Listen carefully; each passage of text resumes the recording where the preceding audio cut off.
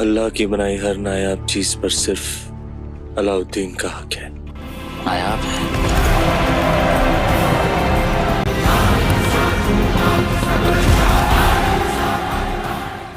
अलाउद्दीन खिलजी दिल्ली सल्तनत के खिलजी वंश का दूसरा शासक था।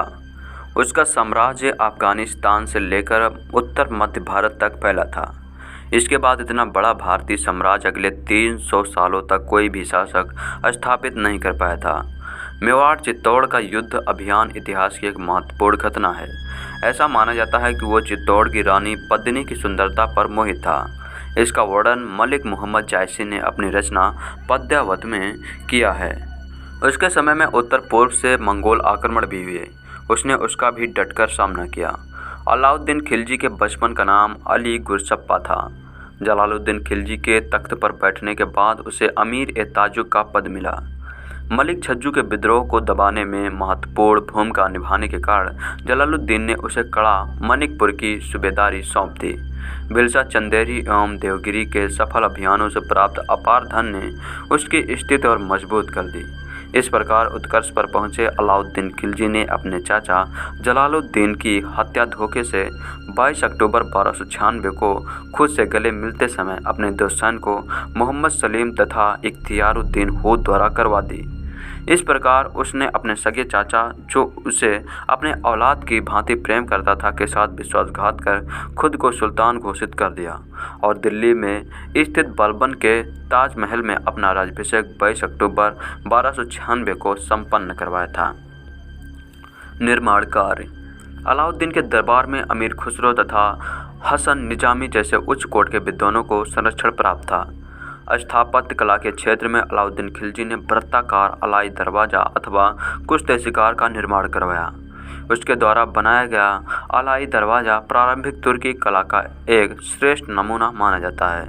इसने सीरी के किले हजार खंभा महल का निर्माण किया। अलाउद्दीन खिलजी ने जमीन नपाई का आधा राजस्व के रूप में एक में लेता था। शासन व्यवस्था। राज्याभिषेक के बाद उत्पन्न कठिनाइयों का सफलतापूर्वक सामना करते हुए अलाउद्दीन ने कठोर शासन व्यवस्था के अंतर्गत अपने राज्य की सीमाओं का विस्तार करना प्रारंभ किया। अपनी प्रारंभिक सफलताओं से प्रोत्साहित होकर अलाउद्दीन ने सिकंदर द्वितीय की उपाधि ग्रहण कर इसका उल्लेख अपने सिक्कों पर करवाया। उसने विश्व विजय एवं एक नवीन धर्म को स्थापित करने के अपने विचार को अपने मित्र एवं दिल्ली के कोतवाल अलउल मुल्क के समझाने पर त्याग दिया।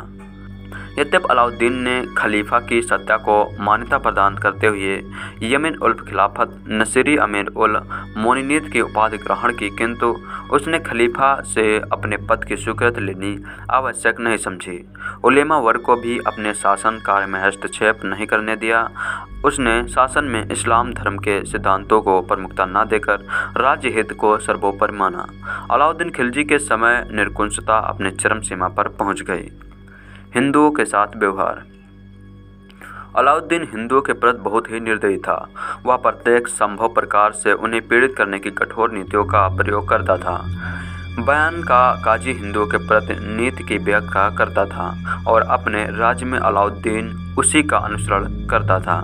काजी के अनुसार उसको खिराज गुजार यानी भेंट देने वाला कहा गया है और जब भी माल विभाग के अधिकारी उनसे चांदी मांगे तो उन्हें बिना प्रश्न किए पूर्ण विनम्रता तथा सम्मानपूर्वक स्वर्ण उपस्थित करना चाहिए। यदि मुहस्सिल यानी राज कर वसूल करने वाला किसी हिंदू के मुंह में थूकना चाहे तो उसे निर्विरोध भाव से मुंह खोल देना चाहिए।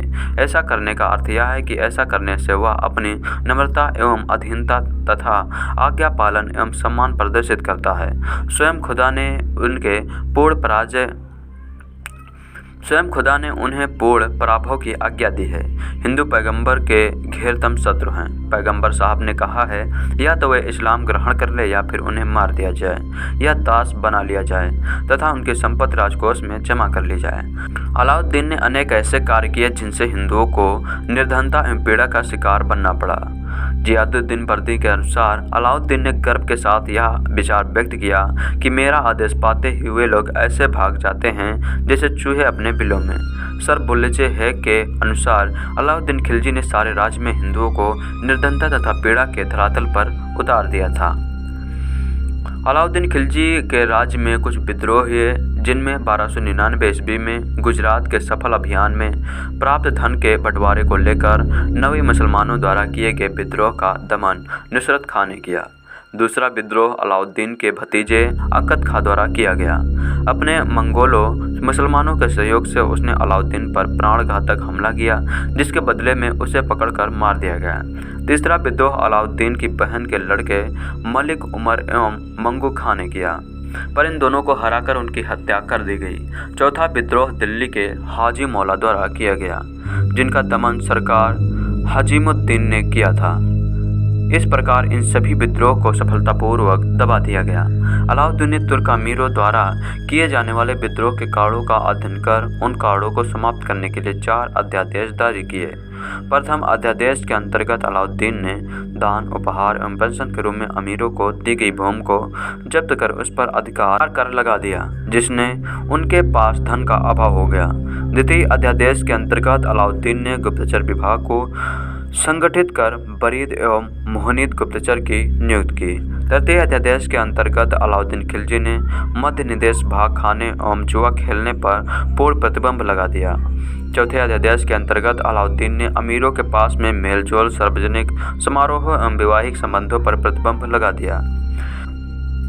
अलाउद्दीन ने खुद मुकदमों आदि हिंदू लगान अधिकारियों के विशेषाधिकार को समाप्त कर दिया। साम्राज्य विस्तार। अलाउद्दीन खिलजी साम्राज्यवादी प्रवृत्ति का व्यक्ति था। उसने उत्तर भारत के राज्यों को जीतकर उन पर प्रत्यक्ष शासन किया। दक्षिण भारत के राज्यों को अलाउद्दीन ने अपने अधीन कर उनसे वर्षित कर वसूला। गुजरात विजय। 1298 ईस्वी में अलाउद्दीन ने उलूग खां एवं नुसरत खां को दक्षिण विजय के लिए भेजा। अहमदाबाद के निकट कर्णदेव, वाघेला और अलाउद्दीन की सेना में संघर्ष हुआ। राजा कर्ण ने पराजित होकर अपनी कर देवीर को शासन रामचंद्र देव के यहाँ शरण ली। अलाउद्दीन खिलजी कर्ण की संपत्ति युद्ध में विजय के पश्चात सैनिकों ने सूरत, सोमनाथ और कैम्बे तक आक्रमण किया।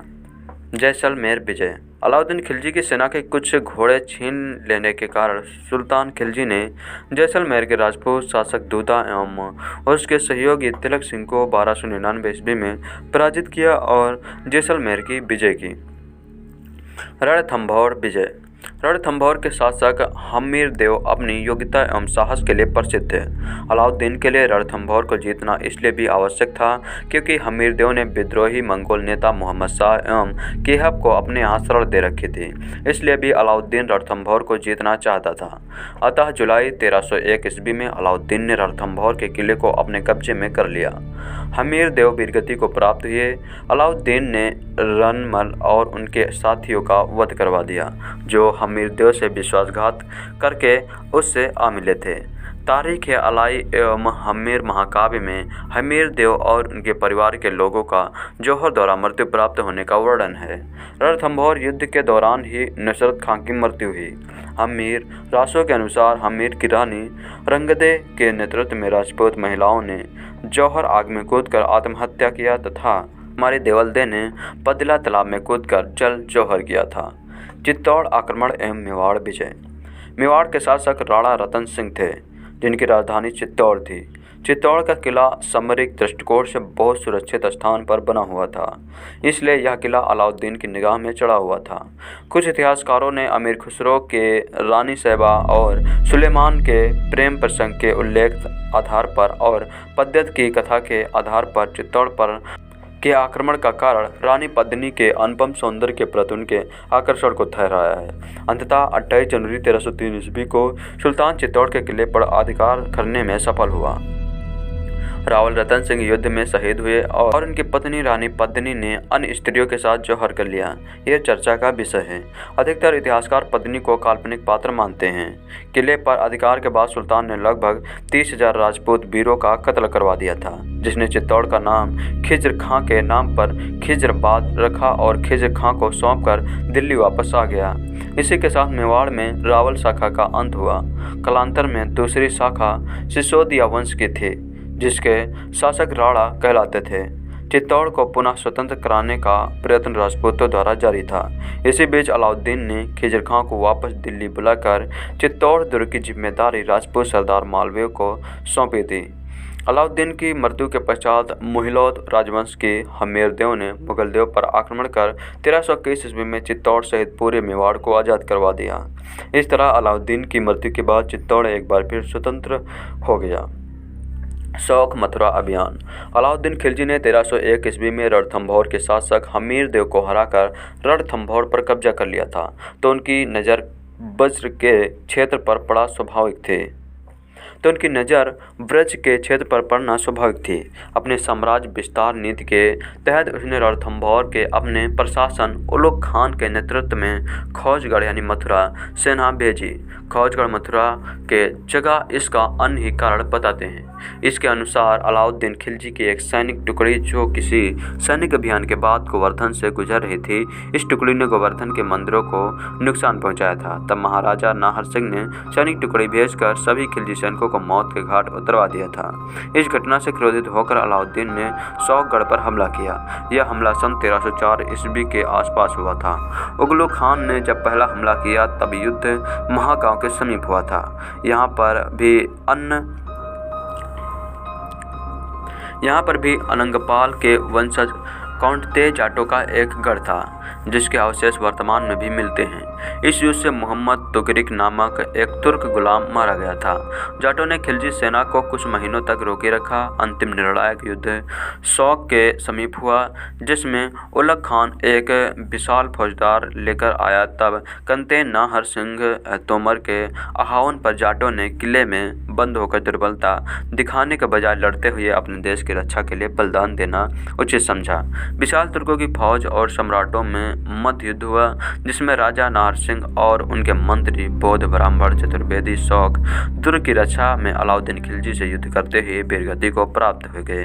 शौक का सेनापति गेंदा सिंह भी युद्ध में अपने परिवार के अधिकांश सदस्यों के साथ मारा गया था। गेंदा सिंह गढ़ सुनसारा खेड़े का अधिपति था। सेनापति गेंदा सिंह की मृत्यु के बाद तोमर सिंह बड़ौद के मेहरपाल तोमर के कुछ समय के लिए युद्ध का संचालन किया और यह वीर अंतिम सांस तक लड़ता हुआ वीरगति को प्राप्त हुआ। अलाउद्दीन खिलजी ने वज्र के मंदिरों को नष्ट किया। वज्र की सांस्कृतिक यात्रा नामक पुस्तक के लेख को प्रभुदयाल मित्तल के अनुसार संत घाट पर बने गढ़ मंदिर को अलाउद्दीन खिलजी ने ही तोड़ा था। यह घटना इस युद्ध के समय की है। इस विजय का अलाउद्दीन खिलजी का एक फारसी लेख मथुरा से प्राप्त हुआ है। यह 2 पंक्तियाँ है। इनकी पहली पंक्ति में अलाउद्दीन शाह नाम और उपाधि सिकंदर शाह ने लिखा है। दूसरी पंक्ति में युद्ध के बाद बनी मस्जिद का जिक्र है। उलगू खान ने अस्कुंड घाट के पास के मंदिर को तोड़ के मस्जिद बनवाई थी। इतिहासकार कृष्णदत्त वाजपेयी लिखते हैं कि यह मस्जिद कुछ समय बाद नष्ट हो गई थी। नाहर सिंह के उत्तराधिकारियों ने अलाउद्दीन खिलजी की सन 1316 ईस्वी में मृत्यु होने के बाद कमजोर हुए खिलजी साम्राज्य से मथुरा का यह क्षेत्र पुनः जीत लिया था। इसके बाद ही शौक के अधिपति प्रहलाद सिंह जाट यानी डूंगर सिंह को नाहर सिंह के एकमात्र जीवित पुत्र थे। उन्होंने इस मस्जिद को नष्ट किया हो, लेकिन कुछ लोग इस मस्जिद के यमुना की बाढ़ में नष्ट हुआ मानते हैं। लेकिन एक मजबूत इमारत का यमुना की बाढ़ में नष्ट होने की संभावना कम ही दिखती है। यह तो ब्रज के स्वाभिमानी जाट राजाओं के प्रतिशोध का फल था। प्रहलाद सिंह को उनकी वीरता के कारण ही डोंगर सिंह नाम से भी जाना जाता है। प्रहलाद सिंह के 4 पुत्र थे। सहजना बड़ा पुत्र जो बाद में राजा बना, दूसरा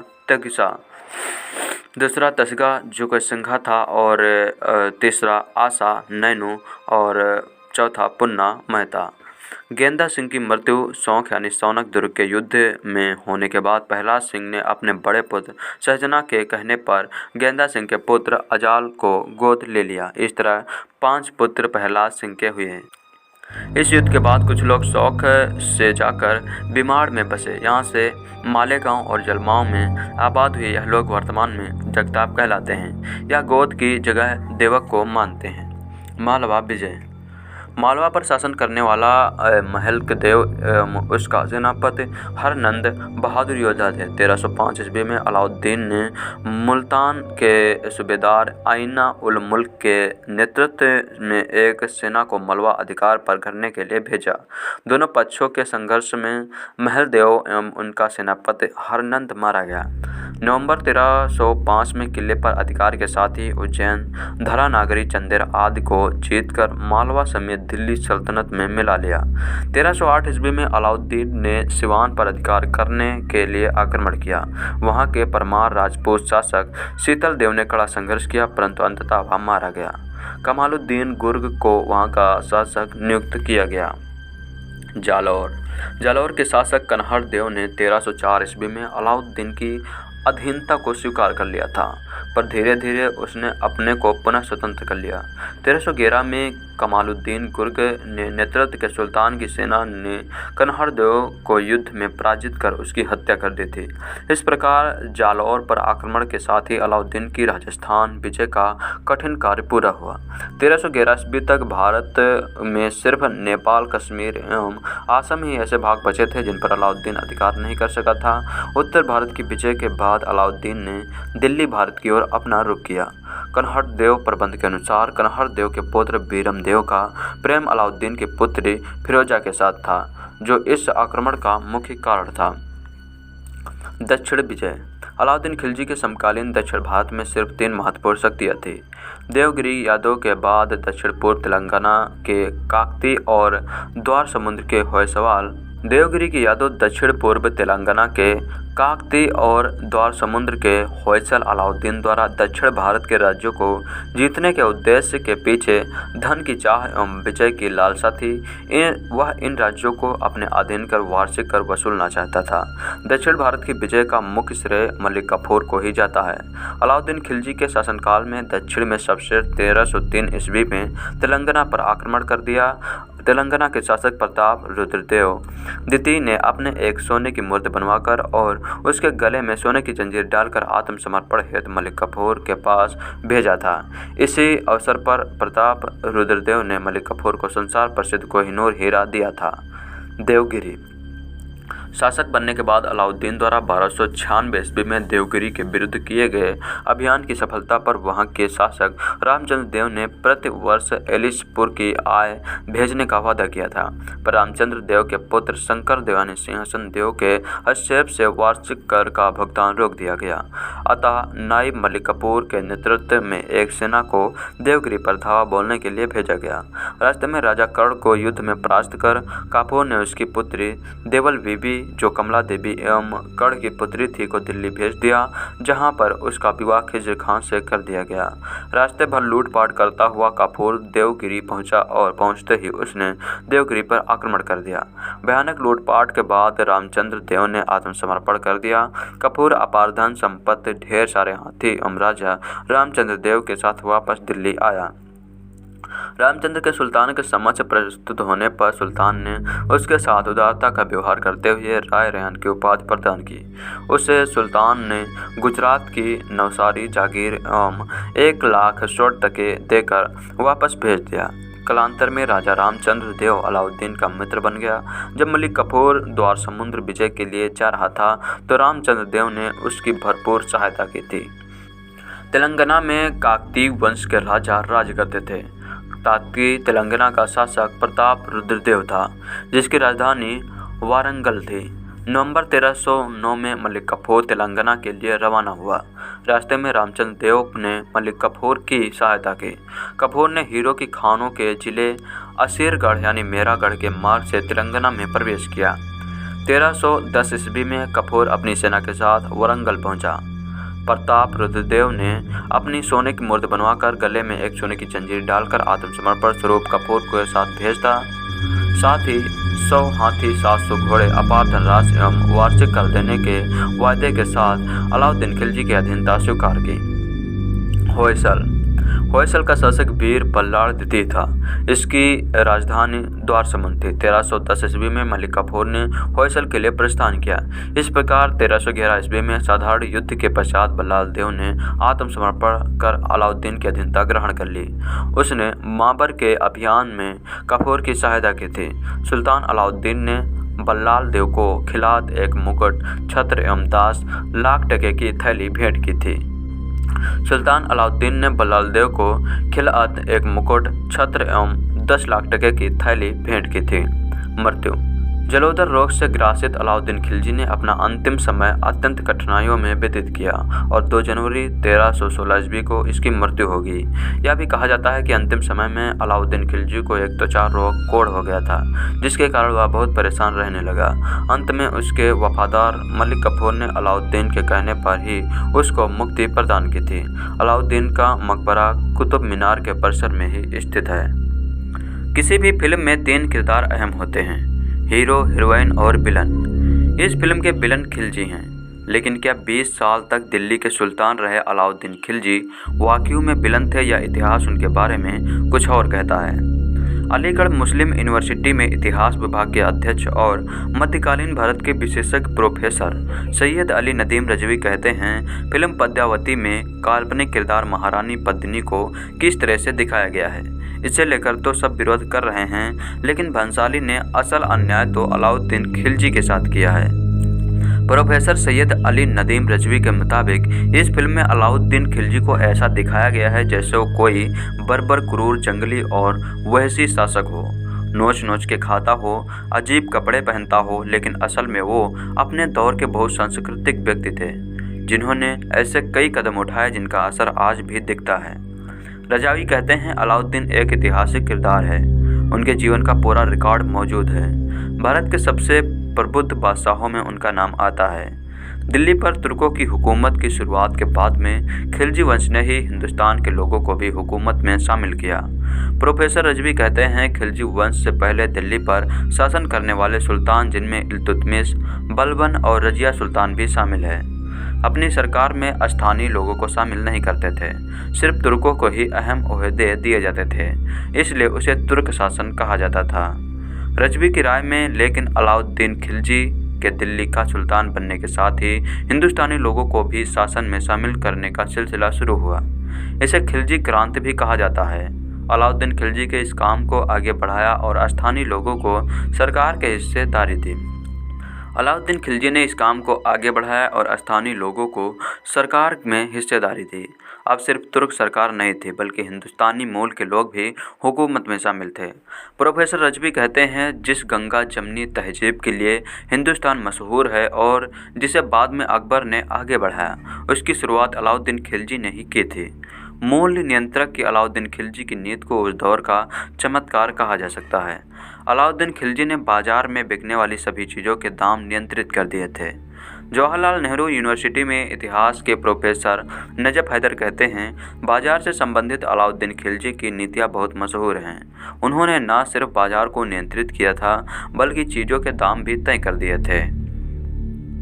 international journal of applied sciences में प्रकाशित इतिहासकार के लेक्चरर रुचि सोलंकी और बिजनेस एडमिनिस्ट्रेशन के लेक्चरर डॉक्टर मनोज कुमार शर्मा ने के लेख के मुताबिक अलाउद्दीन खिलजी ने अपने दौर में हर चीज़ के दाम तय कर दिए थे। एक उच्च नस्ल का घोड़ा 120 टके में बिकता था, दुधारू भैंस 6 टके में और दुधारू गाय 4 टके में बिकती थी। गेहूँ, चावल, ज्वार आदि के दाम भी निश्चित कर दिए गए थे। तय दाम से अधिक पर बेचने पर सख्त कार्रवाई की जाती थी। उस जमाने के इतिहासकार जियाउद्दीन बर्नी के मुताबिक खिलजी ने दिल्ली में बहुखंडी बाजार संरचना स्थापित की थी, जिसमें अलग अलग चीज़ों के लिए अलग अलग बाजार थे। उदाहरण के तौर पर उद्यानों के लिए अलग बाजार था, कपड़े और तेल और घी जैसे महंगे सामानों के लिए अलग बाजार था और मवेशियों का अलग बाजार था।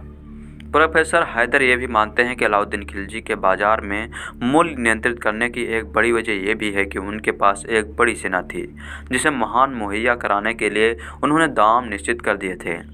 काला बाजारी रोकने के लिए खिलजी ने शाही भंडार शुरू किए थे। इनमें बड़ी मात्रा में खाद्यान्न रखे जाते थे और यही से डीलरों को मुहैया कराए जाते थे, ताकि ये सुनिश्चित किया जा सके कि बाजार में किसी चीज़ की कमी ना हो और काला बाजारी ना की जा सके। किसी भी किसान, व्यापारी या डीलर को तय सीमा से अधिक खाद्यान्न रखने की अनुमति नहीं थी और न ही तय दाम से अधिक पर बेचने की अनुमति। खिलजी जमाखोरों के खिलाफ बेहद सख्त कार्रवाई करते थे। सुल्तान ने सिर्फ बाजार में मूल्य ही नियंत्रित नहीं किए थे, बल्कि जमाखोरी और सामानों के परिवहन को भी नियंत्रित कर दिया था। बाजार में आने और जाने वाले सामान का पूरा हिसाब रखा जाता था। एक व्यक्ति को कितनी मात्रा में सामान बेचा जा सकता है, ये भी तय कर दिया गया था। प्रोफेसर रजवी कहते हैं कि खिलजी के सबसे बड़े कामों में से एक कृषि सुधार थे जो उन्होंने किए थे। रजवी कहते हैं शासन में स्थानीय लोगों को जगह देने का अवसर ये हुआ कि नीतियां भी स्थानीय लोगों को ध्यान में रखकर तय की जाने लगी। खिलजी ने दिल्ली सल्तनत के दायरे में आने वाले इलाके की ज़मीनें का सर्वेक्षण करवाकर उन्हें खालिसा व्यवस्था में लिया था। 50% उपज लगान में ली जाती थी। इसके अलावा कोई कर नहीं लिया जाता था। इसके अलावा चराई यानी जानवर चराने और घेरी यानी घर बनाने पर कर लिया जाता था। अलाउद्दीन खिलजी के दौर में सरकार और ग्रामीण के बीच में आने वाले चौधरियों और मुकदमों के अधिकार भी सीमित कर दिए गए थे और उनसे भी कर लिया जाता था। खिलजी ने किसानों और सरकार के बीच से मध्यस्थों को हटा दिया था। कृषि व्यवस्था में सुधार के साथ खिलजी ने ईमानदार प्रशासन सुनिश्चित किया, जिससे गांव सरकार के और करीब आ गए। प्रोफेसर रजवी कहते हैं कि इन कृषि सुधारों में बड़ी भूमिका खिलजी शासन के स्थानीय लोगों की थी, क्योंकि वह जानते थे कि यहाँ खेत खलिहान में कौन सा अनाज बोया जा सकता था और जिसकी उपज कितनी होगी। रजवी कहते हैं अलाउद्दीन खिलजी वो पहले बादशाह थे जिन्होंने किसानों और मजदूरों की बात की और उन्हें ध्यान में रखकर सुधार किए। अलाउद्दीन खिलजी को भारत की मंगोलों से सुरक्षा करने के लिए भी जाना जाता है। उन्होंने दिल्ली सल्तनत की सीमाओं को सुरक्षित किया था और मंगोलों के हमलों को नाकाम किया था। प्रोफेसर हैदर कहते हैं भारत पर बाहर से सबसे बड़े हमले मंगोल के हुए हैं। मंगोलों ने मध्य एशियाई और ईरान पर कब्जा कर लिया था और भारत पर वो बार बार आक्रमण कर रहे थे। अलाउद्दीन खिलजी का एक मुख्य योगदान ये है कि उन्होंने लड़ाइयाँ लड़ी और जीती और मंगोलों को दूर रखा। अलाउद्दीन खिलजी ने सीरी का नया शहर विकसित किया और कुतुब महरौली के पुराने शहर की किलेबंदी की। सरहद से लेकर दिल्ली तक सुरक्षा चौकियां बनाई गई ताकि मंगोलों के आक्रमण को रोका जा सके। यही नहीं, उन्होंने पहली बार हर समय मुस्तैद रहने वाली एक बड़ी सेना तैयार की। प्रोफेसर हैदर कहते हैं खिलजी एक ताकतवर सुल्तान थे। हर बड़े शासक की दो बड़ी चुनौतियां होती हैं। पहला अपने राज्य की बाहरी आक्रमण से सुरक्षा करना और दूसरा आंतरिक ताकत को मजबूत करना और उसे बढ़ाना, यानी नए नए राज्यों को अपने शासन में जोड़ना और एक बार जब साम्राज्य स्थापित हो जाए तो ताकत को बनाए रखना और इस ताकत को प्रशासन के सबसे निचले स्तर तक पहुंचाना। वह कहते हैं पूर्व आधुनिक युग की दो बड़ी चुनौतियां थी और अलाउद्दीन खिलजी इन दोनों में ही कामयाब रहे। उन्होंने न सिर्फ अपनी सल्तनत की सुरक्षा की बल्कि इसे बड़े पैमाने पर भी विस्तार किया। तमाम सुधारों के बावजूद अलाउद्दीन खिलजी को ऐसे सुल्तान के रूप में याद किया जाता है जिन्होंने बड़ी जंगें लड़ी और जीती। प्रोफेसर रजवी कहते हैं जंगों में लोग मारे जाते हैं, खिलजी की जंगों में भी बड़ी तादाद में लोग मारे गए। प्रोफेसर हैदर कहते हैं खिलजी ने कई मंगोल हमले नाकाम किए, हालांकि उन्होंने मंगोल सैनिकों को दिल्ली में रहने भी दिया था और बहुत से आक्रमणकारी मंगोल सैनिक यही के बसिंदे हो गए थे। प्रोफेसर हैदर कहते हैं जब यही रह रहे मंगोल सैनिकों ने बगावत कर दी तो खिलजी ने हारे हुए मंगोल सेना के सैनिकों को कटे हुए सर व ट्रॉफी के तौर पर दिल्ली में प्रदर्शित किए थे। मंगोल ने खौफ पैदा करने के लिए उन्होंने सरों को दीवार में चुनवा दिया था। अलाउद्दीन खिलजी अपने चाचा और ससुर जलालुद्दीन खिलजी के दौर में 1291 में कड़ा प्रांत, जो अब का कड़ा यूपी के कसौबी जिले में है और मनकापुर प्रतापगढ़ जिले में है, के गवर्नर बने थे।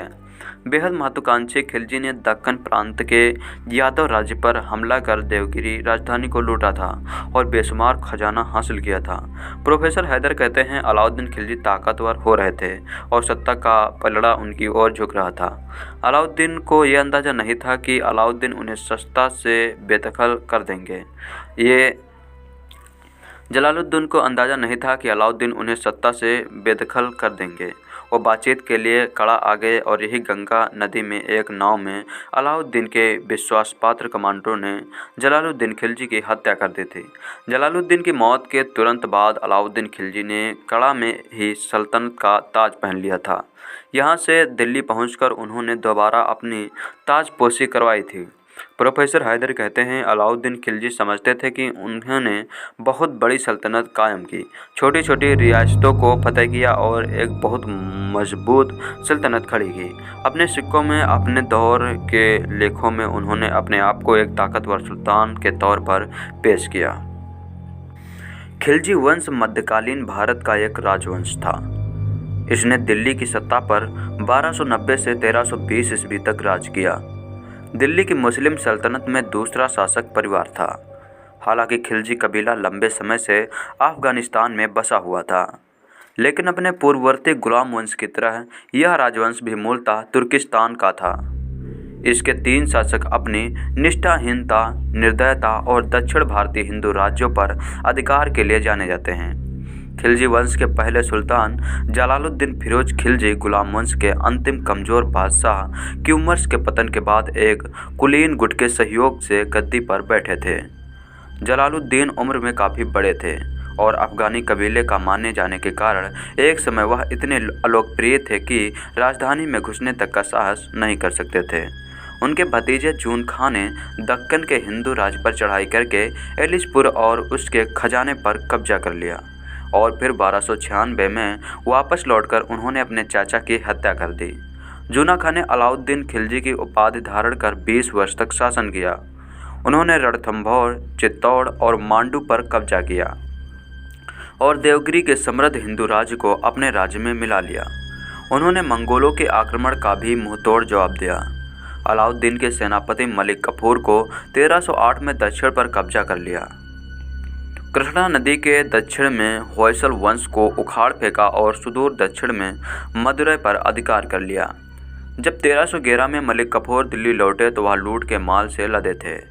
इसके बाद अलाउद्दीन और वंश का सितारा डूब गया। 1316 में आरंभ में सुल्तान की मृत्यु होगी। मलिक कफूर द्वारा सत्ता पर काबिज होने की कोशिश उनकी मृत्यु के साथ ही समाप्त हुई। अंतिम खलजी शासक कुतुबुद्दीन मुबारक शाह की उनके प्रधानमंत्री खुसरो खां ने 1320 में हत्या कर दी। बाद में तुगलक वंश के प्रथम शासक गयासुद्दीन तुगलक ने खुसरो खां से गद्दी छीन ली। खिलजी कौन थे, इस विषय में पर्याप्त विवाद है। इतिहासकार निजामुद्दीन अहमद ने खिलजी को चंगेज खां का दामाद और कुलीन खां का वंशज बताया है। बर्नी ने उसे तुर्कों से अलग एक, फखरुद्दीन ने खिलजियों को तुर्कों की 64 जातियों में से एक बताया है। फखरुद्दीन के मत का अधिकांश विद्वानों ने समर्थन किया है, चूँकि भारत आने से पूर्व ही यह जात अफगानिस्तान के हेलमंद नदी के तटीय क्षेत्रों के उन भागों में रहती थी जिसे खिलजी के नाम से जाना जाता था। संभवतः इसलिए इस जात को खिलजी कहा गया। मामलूक अथवा गुलाम वंश के अंतिम सुल्तान शमसुद्दीन क्यूमर्स की हत्या के बाद ही जलालुद्दीन फिरोज खिलजी सिंहासन पर बैठा था। इसलिए इतिहास में खिलजी वंश की स्थापना को खिलजी क्रांति के नाम से भी जाना जाता है। खिलजी क्रांति केवल इसलिए महत्वपूर्ण नहीं है कि उसके गुलाम वंश को समाप्त कर नवीन खिलजी वंश की स्थापना की, बल्कि इसलिए भी महत्वपूर्ण है कि खिलजी क्रांति के परिणाम स्वरूप दिल्ली सल्तनत का सुदूर दक्षिण तक विस्तार हुआ। जातिवाद में कमी आई और साथ ही यह धारणा भी खत्म हुई कि शासन केवल विशिष्ट वर्ग का ही व्यक्त कर सकता है। खिलजी युग। खिलजी मुख्यतः सर्वाहार वर्ग के थे। खिलजी युग साम्राज्यवाद और मुस्लिम भक्ति के विस्तार का युग था। इस क्रांति के बाद तुर्की अमीर सरदारों के प्रभाव क्षेत्र में कमी आई। इस क्रांति ने प्रशासन में धर्म व उलेमा के महत्व को भी अस्वीकार कर दिया। इस प्रकार खिलजी शासकों की सत्ता मुख्य रूप से शक्ति पर निर्भर थी। खिलजियों ने यह सिद्ध कर दिया कि राज्य बिना धर्म की सहायता से न केवल जीवित रखा जा सकता है बल्कि सफलतापूर्वक चलाया भी जा सकता है। जलालुद्दीन खिलजी द्वारा राजगद्दी संभाल मामलूक राजवंश के अंत और तुर्क गुलाम अभिजात वर्ग के वर्चस्व का द्योतक है। खिलजी वंश को समान तुर्कों का एक कबीला माना जाता है जो उत्तरी भारत पर मुसलमानों की विजय के साथ यहाँ आकर बस गया। जलालुद्दीन खिलजी ने खिलजी वंश की स्थापना की थी।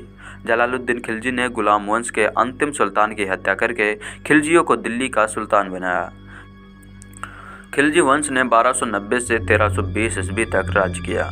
खिलजी के खिलजी सुल्तानों में अलाउद्दीन खिलजी, जिन्होंने 1296 से 1316 ईस्वी तक राज किया, सबसे प्रसिद्ध और योग्य शासक था। इसके कुल 3 शासक हुए थे। पहले जलालुद्दीन खिलजी, फिर अलाउद्दीन खिलजी और बाद में शिहाबुद्दीन उमर खिलजी और उसके बाद में कुतुबुद्दीन मुबारक खिलजी और उसके बाद में गयासुद्दीन खिलजी। अलाउद्दीन खिलजी ने अपने साम्राज्य को दक्षिण की दिशा में बढ़ाया। उसका साम्राज्य कावेरी नदी के दक्षिण तक फैल गया था। उसके शासनकाल में मंगोल आक्रमण भी हुए थे, पर उसने मंगोलों की अपेक्षाकृत कमजोर सेना का डटकर सामना किया। उनके बाद तुगलक वंश का शासन आया। दिल्ली सल्तनत के खिलजी वंश का शासक जलालुद्दीन फिरोज खिलजी, जिन्होंने 1290 से 1296 ईस्वी तक राज किया, खिलजी वंश का संस्थापक था।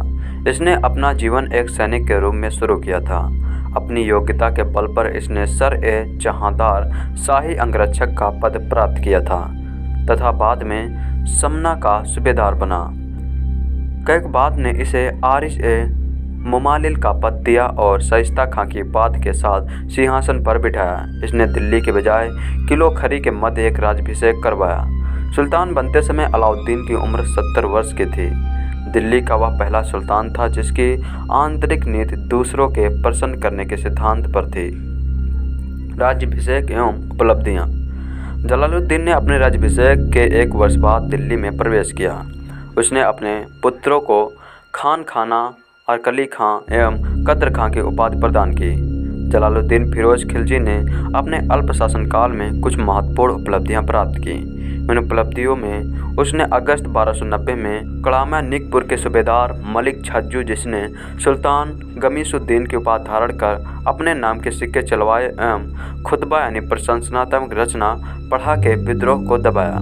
इस अवसर पर कड़ामा की सूबेदारी उसने अपने भतीजे अलाउद्दीन खिलजी को दी। उसका 1291 ईस्वी में रणथंभौर का अभियान सफल रहा। 1292 ईस्वी में मंडोर एवं झाइन के किलों को जीतने में जलालुद्दीन को सफलता मिली। दिल्ली के निकटवर्ती क्षेत्रों में उसने ठगों का दमन किया। 1292 ईस्वी में ही मंगोल आक्रमणकारी हलाकू का पौत्र अब्दुल्ला लगभग 1.5 लाख सिपाहियों के साथ पंजाब पर आक्रमण कर सुनामपा तक पहुंच गया, परंतु अलाउद्दीन ने मंगोलों को परास्त करने में सफलता प्राप्त की और अंत में दोनों के बीच संधि हुई।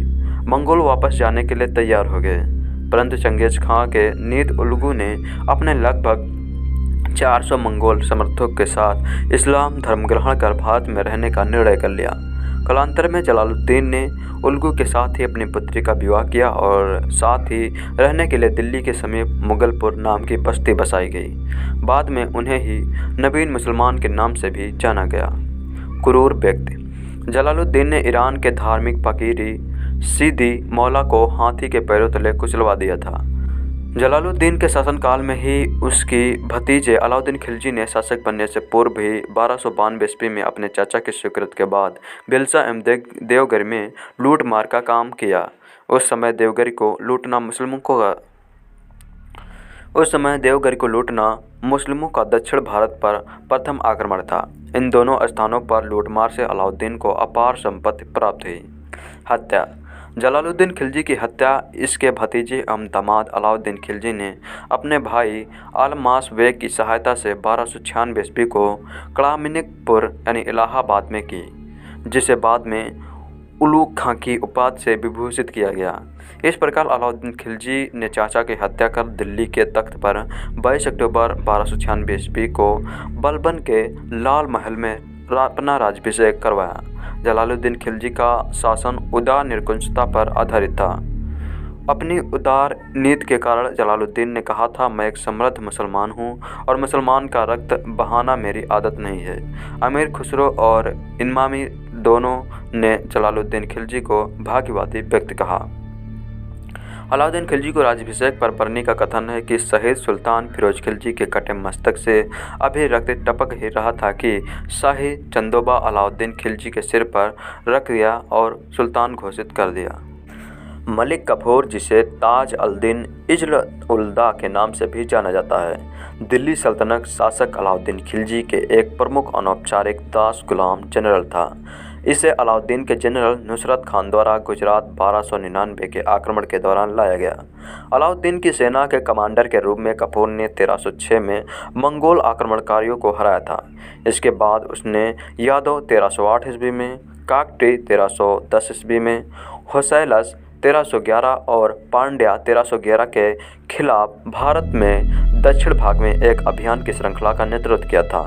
इन अभियानों के दौरान उसने दिल्ली सल्तनत के लिए बड़ी संख्या में खजाने, हाथी और घोड़े प्राप्त किए थे। 1313 से 1315 के दौरान काफूर देवगिरी के अलाउद्दीन के गवर्नर के रूप में कार्यरत रहा। 1315 ईस्वी में जब अलाउद्दीन गंभीर रूप से बीमार हो गए तब उसे दिल्ली वापस बुला लिया गया और उन्हें नायब यानी वायसराय के रूप में रखा गया। अलाउद्दीन की मृत्यु के बाद उसने अलाउद्दीन के बेटे शिहाबुद्दीन ओमार की सत्ता को हड़पने की कोशिश की। इसके बाद एक गद्दी पर बैठ गए और उनकी सत्ता लगभग 1 महीने तक चली और बाद में अलाउद्दीन के पूर्व अंगरक्षकों ने उनकी हत्या कर दी। तत्पश्चात अलाउद्दीन के बड़े बेटे मुबारक शाह शासक के रूप में सफल हुए, हालांकि बाद में सत्ता का त्याग कर दिया गया। प्रारंभिक जीवन। काफूर को मूल रूप से इतिहासकार अब्दुल मलिक ईसानी के अनुसार मुसलमान के रूप में वर्णित किया गया है। अपनी जीवनी में वह खंभात के एक धनिक ख्वाजा का गुलाम था। वह एक नपुंसक और शारीरिक सौंदर्य का धनी था, जिसे अपने मूल गुरु द्वारा 1000 दिनारों यानी 16 दिनार में खरीदा गया था। इसके बारे में सही से किसी को ज्ञात नहीं है कि कीमत वास्तव में 10,000 दिनार थी। इन बाबूत 1304 से 1399 में काफूर को अल-अल्फी यानी 1000 दिनारी के अरबी समकक्ष के द्वारा संदर्भित किया है, जिसके भुगतान की कीमत के संदर्भ में इब्न बातून का मानना है कि सुल्तान अलाउद्दीन खिलजी द्वारा काफूर के लिए खुद से दी गई राशि का उल्लेख करती है। गुजरात के 1299 के आक्रमण के दौरान अलाउद्दीन के जनरल नुसरत खान द्वारा काफूर को बाद का शहर खंभात से कब्जा कर लिया था और बाद में नुसरत खान ने दिल्ली में सुल्तान अलाउद्दीन के सामने पेश किया था। अलाउद्दीन की सेवा में काफूर के शुरुआती कैरियर के बारे में कुछ नहीं पता है। 14वीं शताब्दी के अब्दुल मलिक ईसामी के अनुसार अलाउद्दीन ने काफूर का समर्थन किया क्योंकि उनके सलाहकार ने हमेशा इस अवसर के लिए उन्हें उपयुक्त साबित किया था। इसके बाद इस स्थिति में काफूर तेजी से आगे बढ़ता गया। मुख्तार बुद्धिमान परामर्शदाता और सैन्य कमांडर के रूप में उनकी सिद्ध क्षमता के कारण 1306 ईस्वी तक काफूर ने रैंक बारबेज का आयोजन किया, जिसका उपयोग एक चैम्बरलेन नामक एक सैन्य कमांडर के रूप में किया जाता था। 1309 से 1310 तक उन्होंने वर्तमान में पैपरी, जो कि वर्तमान में हरियाणा में इकट्ठा प्रशासनिक अनुदान का आयोजन किया। हिंदुस्तान का इतिहास रोचक किस्सों से भरा हुआ है। वो किस्से जिन्हें सुनकर चौंक जाओ। ऐसा ही एक किस्सा है जब 36 दिन तक हिंदुस्तान का बादशाह एक ट्रांसजेंडर था। नाम था मलिक काफूर। इसके सुल्तान बनने का समय बहुत ही कम था, मगर काफूर को कई वजहों से इतिहास में जाना जाता है। कहा तो यह भी जाता है कि काफूर हिंदुस्तान के इतिहास का सबसे बड़ा क्रिमिनल कॉन्स्पिरेटर था जो सुल्तान भी बना। मार्च और अप्रैल में फागुन की तारीफ में तमाम गीत और कविताएं लिखी जाती हैं। 14वीं शताब्दी में इन्हीं महीनों में मलिक काफूर का खौफ दिल्ली और हिंदुस्तान को दहला रहा था। काफूर के बारे में मुस्लिम इतिहासकार गयासुद्दीन बरनी, अमेरिकी स्कॉलर वेंडी डागिंग और आदित्य बहल की किताब लव स्टबल मैजिक में काफ़ी विस्तार से लिखा गया है। क्यों है मलिक काफूर खास? मलिक काफूर ने अलाउद्दीन के जनरल के तौर पर तमिलनाडु तक जीत दर्ज की। काफूर इतनी बड़ी जीत दर्ज करने वाला पहला सेना नायक है। काफूर ने ही वरंगल के अभियान में कोहिनूर हीरा लूटा। हिंदुस्तान के इतिहास में कोहिनूर का जिक्र यही से शुरू होता है। कौन था मलिक काफूर? 1297 ईस्वी में अलाउद्दीन खिलजी ने गुजरात पर चढ़ाई की। इतिहासकार बरनी के अनुसार इस अभियान में गुजरात में पाटन के राजा कर सिंह ने भागकर पड़ोस के राज्य में शरण ली, मगर कर सिंह की रानी कमला देवी को सेना ने गिरफ्तार करके सुल्तान खिलजी के सामने पेश किया। खिलजी ने कमला देवी से शादी करके उन्हें हरम में भेज दिया। यह किसी मुसलमान बादशाह से हिंदू रानी राजकुमारी की पहली शादी थी। इसी दौरान खिलजी की नज़र एक खूबसूरत जवान लड़के मलिक मानिक पर पड़ी। खिलजी ने उस गुलाम को लाने वाले को 1000 दिनार दिए और मनिक ने बाध्य बनकर अपने पास रख लिया।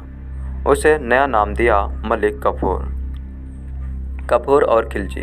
काफूर को देखते ही खिलजी का खास बन गया। उसकी मिलिट्री स्किल्स के चलते खिलजी साम्राज्य दिल्ली सल्तनत का सबसे बड़ा साम्राज्य बन गया। साथ ही खिलजी के साथ काफूर से प्रेम संबंध भी थे। अपनी तेज़ी से हुई तरक्की के चलते काफूर ने बाकी के सरदारों को अपना दुश्मन बना लिया। ऊपर से ऐसे कई लोग भी थे जो एक ऐसे वजीर से हुक्म लेना पसंद नहीं करते थे जो मर्द नहीं था। खुद हार कर भी जीतने वाले का पूरा खजाना ले लिया। काफूर मिलिट्री स्किल्स के साथ साथ कूटनीति में भी माहिर था। पांड्य साम्राज्य पर हमला करके काफूर ने घेराबंदी कर ली थी। भीषण गर्मियों में की गई इस घेराबंदी में कावेरी नदी भी शामिल थी। मगर एक रात पांड्य सेना ने अचानक हमला करके काफूर की आधी से ज़्यादा सेना को ख़त्म कर दिया। काफूर ने हार मानने की जगह पांड्य राजा से समझौता किया। अगर राजा वीर पांड्य उसे वापस जाने दे तो अपने कब्जे में आए मीनाक्षी मंदिर और शहर को छोड़ देगा। कमजोर सेना के साथ ही अगर राजा वीर पांड्यन उसे वापस जाने दे तो अपने कब्जे में आए मीनाक्षी मंदिर और शहर को छोड़ देगा। कमजोर सेना के बाद भी काफूर ने मंदिर वापस देने का वादा कर वीर पांड्यन का पूरा खजाना, आधा राशन और सारे हाथी ले लिए। खिलजी ने खुद होकर इसके बाद काफूर को मलिक नायक बना दिया।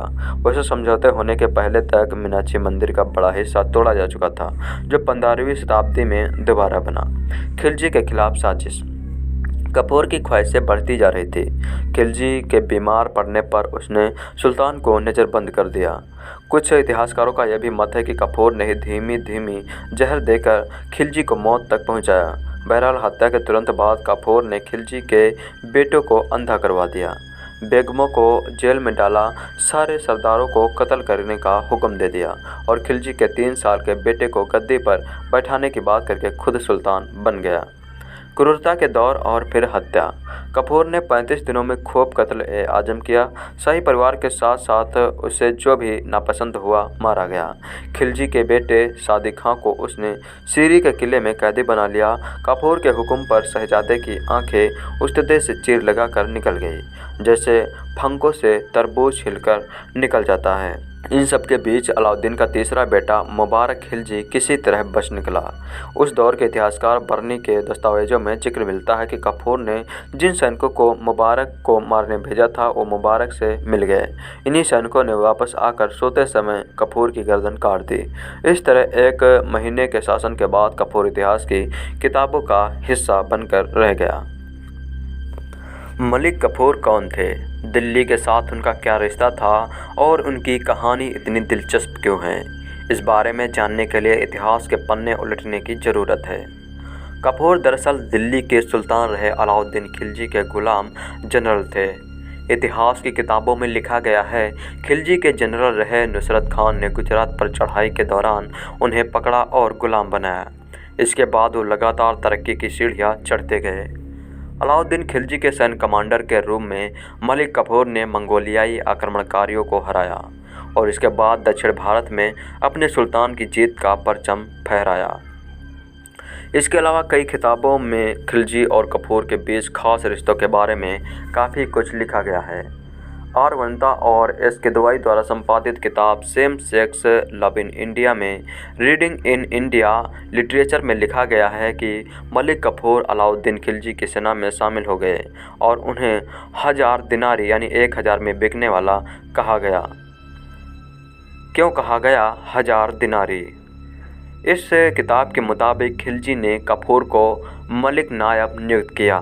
सुल्तान मोहम्मद इब्न तुगलक के साथ के तौर पर काम करने वाले बरानी खिलजी के अंतिम दिनों का ब्यौरा देते हुए लिखते हैं, उन 4-5 साल में जब सुल्तान अपनी यादाश्त खो रहे थे तो मलिक नायाब के साथ गहरी मोहब्बत में डूब गए। उन्होंने सरकार और नौकरियों का सारा नियंत्रण उसके हाथ में दे दिया। एक गुलाम की सल्तनत में इतनी तेज़ी से तरक्की की सीढ़ियाँ चढ़ने की क्या वजह थी? क्या काफूर ट्रांसजेंडर थे और क्या वाकई खिलजी काफूर के बीच जिस्मानी रिश्ते हुआ करते थे? इस बारे में BBC हिंदी ने इतिहासकारों से बातचीत की। भारत के मशहूर मुगलकालीन इतिहासकार हरबंश मुखिया का कहना है कि उस दौर में गुलामों का ताकतवर होना कोई हैरानी पैदा करने वाला तथ्य नहीं है। उन्होंने कहा, काफूर गुलाम थे, लेकिन वहाँ पर गुलाम के मायने आज जैसे नहीं थे। गुलाम होना बुरा क्यों नहीं था? उन्होंने कहा, बादशाह का गुलाम होना बड़ी इज्जत की बात थी। वो बड़ा ऊंचा स्थान होता था। उस दौर में दरबारी लोग खुद को बंदा ए दरगाह कहते थे, यानी वो दरगाह के गुलाम हैं। दरगाह के मायने यहाँ कोर्ट या दरबार से हैं। मुखिया के मुताबिक गुलाम शब्द सामने आने पर जहन में करीब और दबे हुए व्यक्ति की छवि होती है, लेकिन ऐसा नहीं था। उन्होंने कहा, बलबन यानी गियासुद्दीन बलबन भी गुलाम हुआ करता था। और बाद में जाकर तखनसेन हुआ। गुलाम होना कोई हिकारत की बात नहीं होती थी। उन्होंने कहा काफूर गुलाम थे और तरक्की की सीढ़ियां चढ़ने में कोई हैरानी नहीं है। काफूर बादशाह नहीं बने लेकिन बलबन बादशाह भी रहे। बादशाह का गुलाम होने का मतलब यही होता है कि बादशाह उसे बहुत करीब से देख सकता है, परख सकता है, जिस्मानी रिश्ते थे या नहीं। इतिहासकार ने कहा गुलामों में सबसे बड़ी क्वालिटी होती है उनका लड़ना होना। इतिहासकार ने कहा गुलामों में सबसे बड़ी क्वालिटी होती है उनका लड़का होना, कि वो कितना बहादुर वॉरियर है और दूसरा ये कि वो कितना वफादार है। काफूर में ये दोनों क्वालिटी थी। खिलजी के लिए वो बहुत अहम हो गए थे क्योंकि काफूर ने ही दक्कनी हिस्से में सुल्तान की तरफ से कोई जंग नहीं लड़ी और जीती भी। क्या काफूर ट्रांसजेंडर थे जैसा कि कई जगह पढ़ने को मिलता है? मुखिया ने कहा नहीं, वो ये नहीं थे। और क्या खिलजी काफूर के बीच जिस्मानी रिश्ते थे? इस पर उन्होंने कहा इसके बीच जिस्मानी रिश्तों की बात होती है, लेकिन इनसे ज़्यादा खिलजी के बेटे मुबारक खिलजी और खुसरो खान के बीच ऐसे रिश्ते होने की बात ज़्यादा होती है। खुसरो खान कुछ वक्त के लिए बादशाह भी रहा था। अमीर खुसरो ने इसका जिक्र किया है। फिल्मों में कुछ भी दिखाया जाता है। उन्होंने कहा ना तो काफूर ट्रांसजेंडर थे और ना ही खिलजी के साथ उनके ऐसे रिश्ते रहे हैं। फिल्म में ऐसा दिखाने की खबरें उठ रही हैं। इस प्रकार उन्होंने कहा देखिए फिल्मों में तो कुछ भी दिखाया जा सकता है। जोधा अकबर पर फिल्म बना दी गई जबकि जोधा थी ही नहीं। फिल्मों में कुछ दिखाया जाता है, उनका इतिहास से कोई ताल्लुक नहीं होता है। कुछ इस तरह की बातें दूसरे इतिहासकार भी करते हैं। रिश्ते थे लेकिन रोमांटिक नहीं। जेएनयू के मुगलकालीन इतिहास के प्रोफेसर नजफ हैदर का कहना है कि सुल्तान के दौर में कमेंटेटर रहे गियासुद्दीन बरनी ने खिलजी के बारे में काफ़ी तखलीदी लिखा है, लेकिन इनके बावजूद काफूर में ऐसे रिश्ते के बारे में कहीं भी जिक्र नहीं मिलता।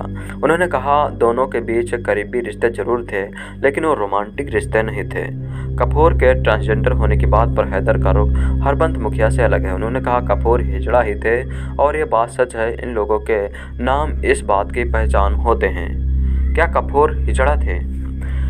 हैदर के मुताबिक उस दौर में काफूर हिजड़ों के ही नाम हुआ करते थे। तब जिन लोगों को ट्रांसन से हिजड़ा बनाया जाता था तो उनकी 3 श्रेणियाँ हुआ करती थी। उन कैटेगरी के हिसाब से ऐसा नाम मिलता था। आप देखेंगे कि इतिहास की कई कहानियों में रोमांस का किस्सा जोड़ा गया है, जैसा कि रजिया सुल्तान के मामले में भी देखने को मिलता है। ऐसा इसलिए किया जाता था ताकि मज़ा बरकरार रहे और बढ़ जाए। मलिक काफूर ने गुलाम से मजबूत सैन्य कमांडर बनने तक का सफ़र कैसे पूरा किया? इस पर हैदर कहते हैं ये उस समय की प्रथा थी। गुलाम खरीदकर उन्हें ट्रेन किया जाता था और फिर मिलिट्री कमांडर बनाया जाता था। वफादारी बहुत अहम होती थी और वो वफादार थे। हालांकि भावर लाल द्विवेदी की किताब evolution of educates thoughts in India में खिलजी और काफूर के रिश्ते के बारे में काफ़ी तल्ख राय रखी गई है। इसमें लिखा गया है कि के.एस. अशरफ बताते हैं कि सुल्तान अलाउद्दीन खिलजी और मलिक काफूर खिलजी के बेटे मुबारक शाह और खुसरो खान के बीच जिस्मानी रिश्ते थे। बीबी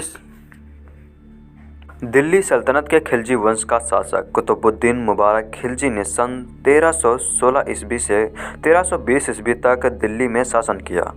इसके एक विश्वास पात्र वजीर खुसरो खान ने इसकी हत्या 15 अप्रैल 1320 ईस्वी को करके सिंहासन पर कब्जा कर लिया। कुतुबुद्दीन मुबारक खिलजी 19 अप्रैल 1316 ईस्वी को दिल्ली के सिंहासन पर बैठा था। उसने 1316 ईस्वी से 1320 ईस्वी तक राज किया। गद्दी पर बैठने के बाद ही उसने देवगिरी के राजा हरपाल देव पर चढ़ाई की और युद्ध में विजय हुआ। बाद में इस क्रूर शासक ने हरपाल देव को बंदी बनाकर उनकी खाल उधार दी और अपने शासनकाल में उसने गुजरात के विद्रोह का भी दमन किया था। अपनी इन विजयों के कारण ही उसका दिमाग फिर गया और वह अपना समय सुरा तथा सुंदरियों में बिताने लगा। वह विश्व हिंदू धर्म का परिवर्तन मुसलमान था एवं कहा जाता है कि इस्लाम खतरे में है। इसे इन विजयों के अतिरिक्त इन किसी भी विजय का वर्णन नहीं मिलता है। कुतुबुद्दीन मुबारक खिलजी ने अपने सैनिकों को 6 माह का अग्रिम वेतन दिया। विद्वानों एवं महत्वपूर्ण व्यक्तियों की छीनी गई जागीरें उन्हें वापस कर दी। अलाउद्दीन खिलजी की कठोर दंड व्यवस्था एवं बाजार नियंत्रण आदि व्यवस्था को उसने समाप्त कर दिया था। कुतुबुद्दीन मुबारक खिलजी को नग्न स्त्री पुरुषों की संगत पसंद थी। अपनी इसी संगत के कारण कभी कभी वह राज दरबार में स्त्री का वस्त्र पहनकर आना जाना था। अपनी इसी संगत के कारण कभी कभी वह राजदरबार में स्त्री का वस्त्र पहनकर आ जाता था। बरनी के अनुसार मुबारक कभी कभी नग्न होकर दरबारियों के बीच